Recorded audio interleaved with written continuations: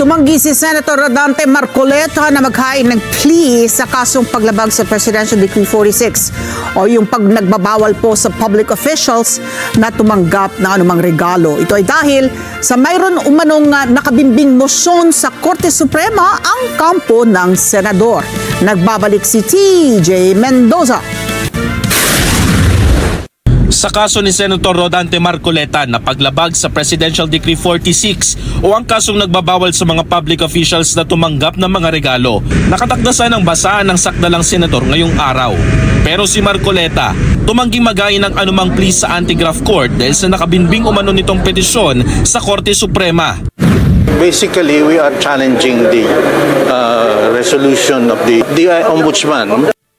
Ang PD46 ay nakahain sa Sandigan Bayan 1st Division kung saan kapwa-akusado ng senador ang negosyanteng si Aristotle Viray. Dahil hindi na nag-enter ng plea ang senador, mismo ang Sandigan Bayan 1st Division na ang naghain ng not guilty plea. Si Viray naman not guilty plea ang hain sa korte.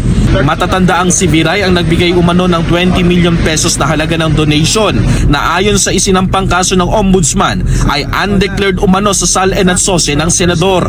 Sa mga PD46 case ni Senator Marcoleta sa anti-graft court, not guilty plea lahat ang nakahain sa 1st, 3rd at 4th Division.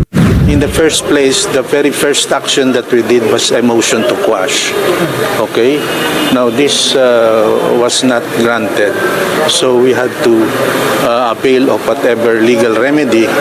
Una nang iniatras ng kampo ni Marcoleta ang motion to quash information sa kasong plunder na nakalagak naman sa 3rd Division. TJ Mendoza para sa Mata ng Agila. Matatag, matapang, matapat.